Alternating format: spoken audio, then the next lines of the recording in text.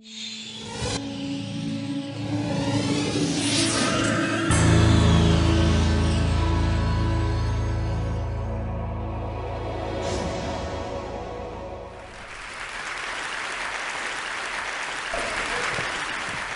I'll start with this. A couple of years ago, an event planner called me because I was going to do a speaking event. And she called and she said, I'm really struggling with how to write about you on the little flyer. And I thought, well, what's the struggle? And she said, well, I saw you speak, and I'm going to call you a researcher, I think, but I'm afraid if I call you a researcher, no one will come because they'll think you're boring and irrelevant. And I was like, okay. And she said, but the thing I liked about your talk is, you're a storyteller, so I think what I'll do is just call you a storyteller. And of course, the academic, insecure part of me was like, you're going to call me a what? And she said, I'm going to call you a storyteller. And I was like, oh, why not Magic Pixie? I was like, let me think about this for a second. And so I tried to call deep on my courage, and I thought, I am a storyteller. I'm a qualitative researcher. I collect stories. That's what I do. And maybe stories are just data with a soul, and maybe I'm just a storyteller. So I said, you know what? Why don't you just say I'm a researcher storyteller? And she went, there's no such thing. So I'm a researcher storyteller. And I'm going to talk to you today. We're talking about expanding perception. And so I want to talk to you and tell some stories about a piece of my research that fundamentally expanded my perception and really actually changed the way that I live and love and work and parent. And this is where my story starts. When I was a young researcher, doctoral student, my first year I had a research professor who said to us, here's the thing, if you cannot measure it, it does not exist. And I thought he was just sweet-talking me. I was like, really? And he's like, absolutely. So you have to understand that I have a bachelor's in social work, a master's in social work, and I was getting my PhD in social work. So my entire academic career was surrounded by people who kind of believed in the life's messy, love it, and I'm more the life's messy, clean it up, organize it, and put it into a bento box. And so to think that I had found my way, to found a career that takes me, really one of the big sayings in social work is lean into the discomfort of the work. And I'm like, knock discomfort upside the head and move it over and get all A's. That was my mantra. So I was very excited about this. And so I thought, you know what? This is the career for me because I am interested in some messy topics, but I want to be able to make them not messy. I want to understand them. I want to hack into these things I know are important and lay the code out for everyone to see. So where I started was with connection, because by the time you're a social worker for 10 years, what you realize is that connection is why we're here. It's what gives purpose and meaning to our lives. This is what it's all about. It doesn't matter whether you talk to people who work in social justice and mental health and abuse and neglect. What we know is that connection, the ability to feel connected, is neurobiologically, that's how we're wired, it's why we're here. So I thought, you know what, I'm going to start with connection. Well, that situation where you get an evaluation from your boss and she tells you 37 things that you do really awesome and one thing that you can't, an opportunity for growth.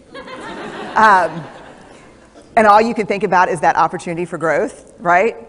Well, apparently this is the way my work went as well, because when you ask people about love, they tell you about heartbreak. When you ask people about belonging, they'll tell you their most excruciating experiences of being excluded. And when you ask people about connection, the stories they told me were about disconnection. So very quickly, really about 6 weeks into this research, I ran into this unnamed thing that absolutely unraveled connection in a way that I didn't understand or had never seen. And so I pulled back out of the research and thought, I need to figure out what this is. And it turned out to be shame. And shame is really easily understood as the fear of disconnection. Is there something about me that if other people know it or see it, that I won't be worthy of connection?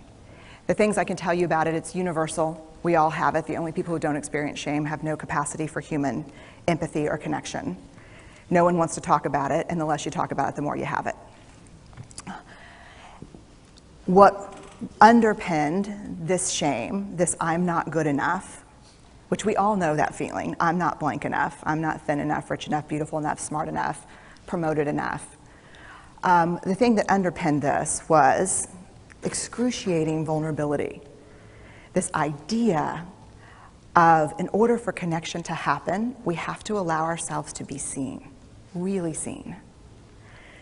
And you know how I feel about vulnerability. I hate vulnerability. And so I thought, this is my chance to beat it back with my measuring stick.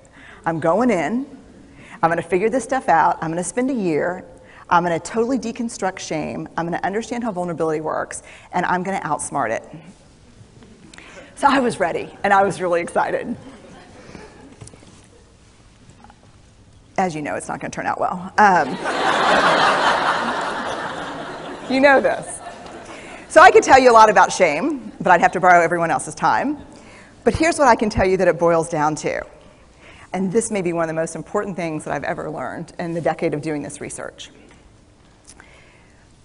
My 1 year has turned into 6 years, thousands of stories, hundreds of long interviews, focus groups. At one point, people were sending me journal pages and sending me their stories, thousands of pieces of data. And 6 years. And I kind of got a handle on it. I kind of understood this is what shame is, this is how it works.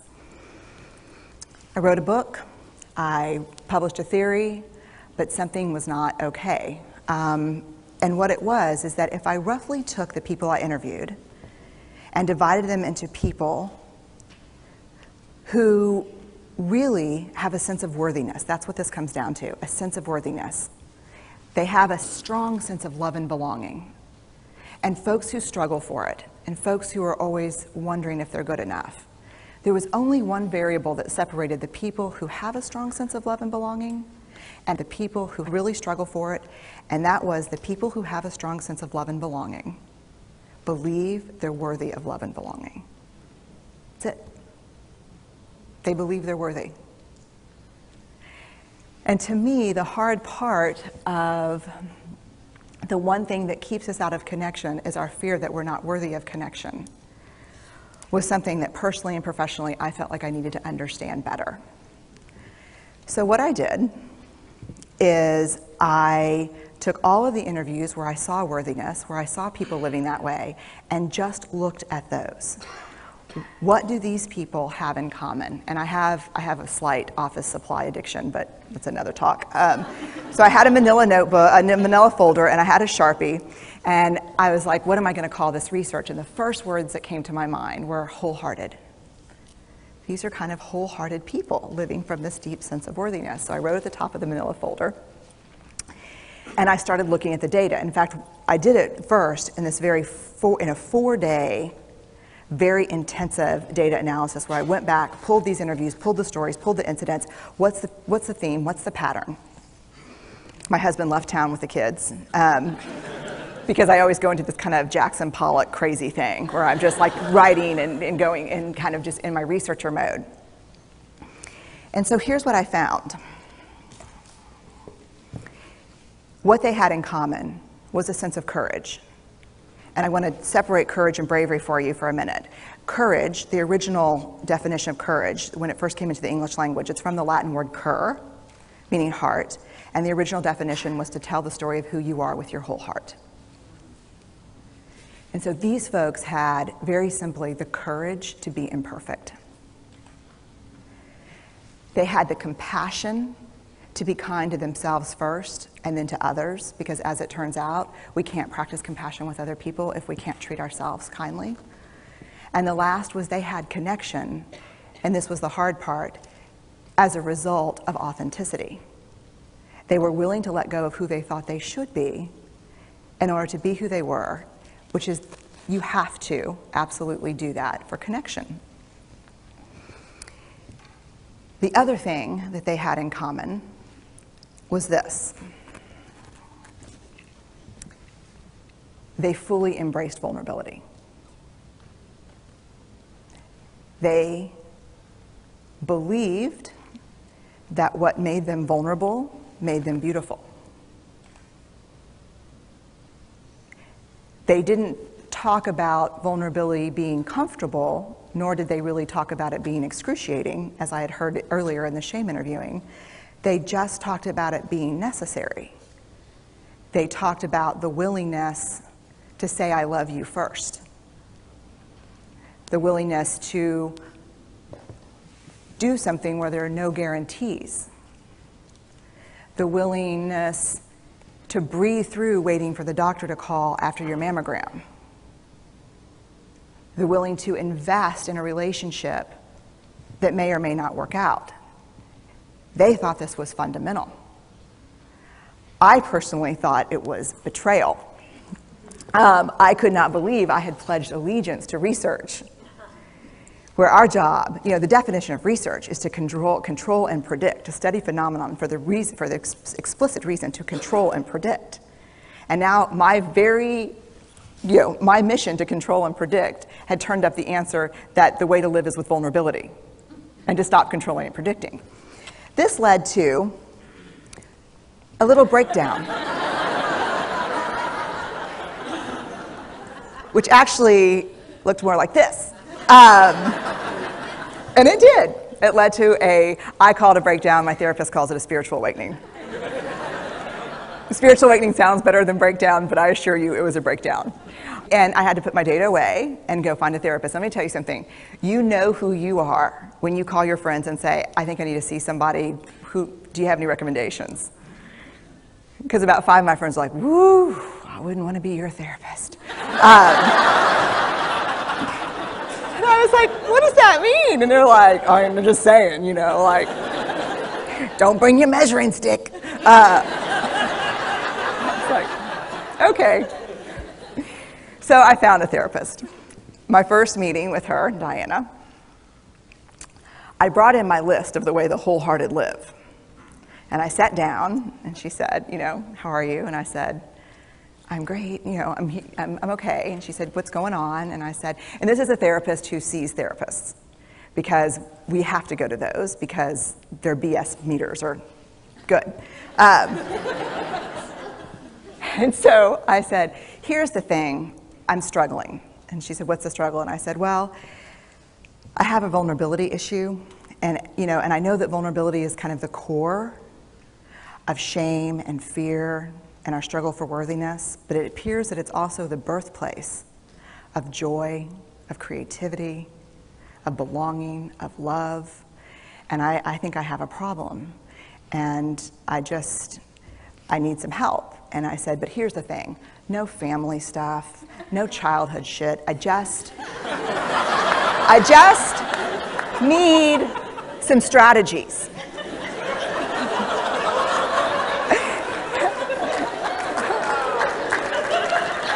Thank you.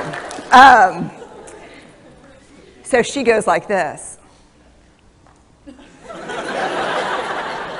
And then I said, it's bad, right? And she said, it's neither good nor bad. It just is what it is. And I said, oh my God, this is gonna suck. And it did, and it didn't. And it took about a year. And you know how there are people that, like, when they realize that vulnerability and tenderness are important, that they kind of surrender and walk into it? A, that's not me.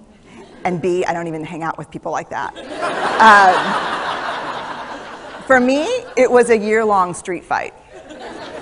It was a slugfest. Vulnerability pushed, I pushed back.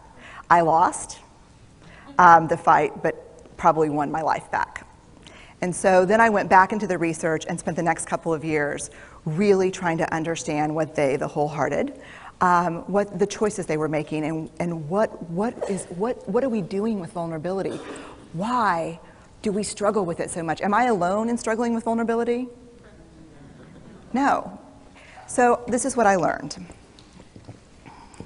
We numb vulnerability. When we're waiting for the call, it was funny, I sent something out on Twitter and on Facebook that says, how would you define vulnerability? What makes you feel vulnerable? And within an hour and a half, I had 150 responses. because I wanted to know, what's out there. Having to ask my husband for help because I'm sick and we're newly married. Initiating sex with my husband, initiating sex with my wife.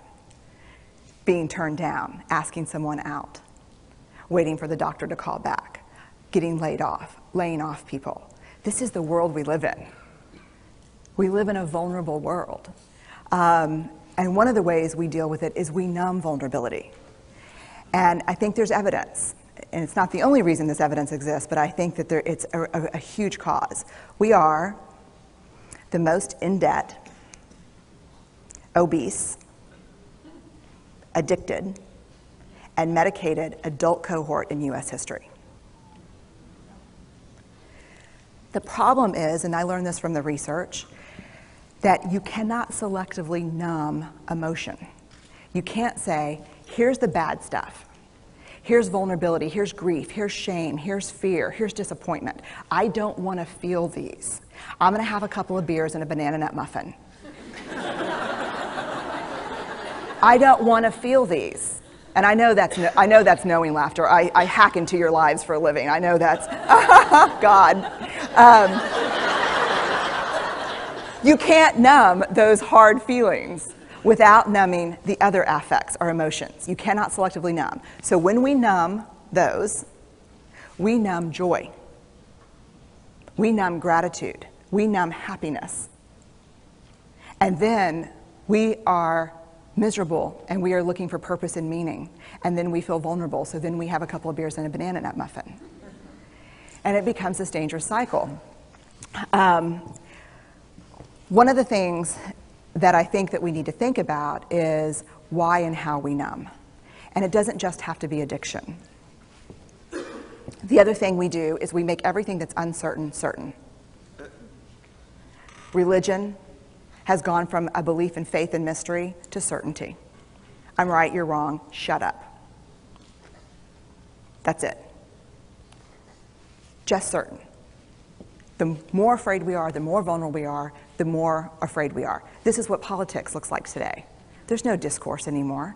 There's no conversation. There's just blame. You know how blame is described in the research? A way to discharge pain and discomfort. We perfect. If there's anyone who wants their life to look like this, it would be me.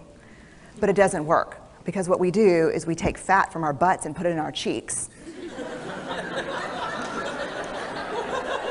Which just, I hope in 100 years people will look back and go, wow. And we perfect, most dangerously, our children. Let me tell you what we think about children.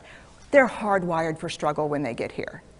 When you hold those perfect little babies in your hand, our job is not to say, look at her, she's perfect. My job is just to keep her perfect, make sure she makes the tennis team by 5th grade and Yale by 7th grade. That's not our job. Our job is to look and say, you know what? You're imperfect and you're wired for struggle, but you are worthy of love and belonging. That's our job. Show me a generation of kids raised like that and we'll end the problems I think that we see today. We pretend that what we do doesn't have an effect on people. We do that in our personal lives. We do that corporate, whether it's a bailout, an oil spill, a recall. We pretend like what we're doing doesn't have a huge impact on other people. I would say to companies, this is not our first rodeo, people. We just need you to be authentic and real and say, we're sorry, we'll fix it. But there's another way, and I'll leave you with this. This is what I have found. To let ourselves be seen, deeply seen, vulnerably seen. To love with our whole hearts, even though there's no guarantee. And that's really hard, and I can tell you as a parent, that's excruciatingly difficult. To practice gratitude and joy in those moments of kind of terror when we're wondering, can I love you this much? Can I believe in this as passionately? Can I be this fierce about this? Just to be able to stop and instead of catastrophizing what might happen, to say, I'm just so grateful. Because to feel this vulnerable means I'm alive. And the last, which I think is probably the most important, is to believe that we're enough. Because when we work from a place, I believe, that says, I'm enough, then we stop screaming and start listening. We're kinder and gentler to the people around us, and we're kinder and gentler to ourselves. That's all I have. Thank you.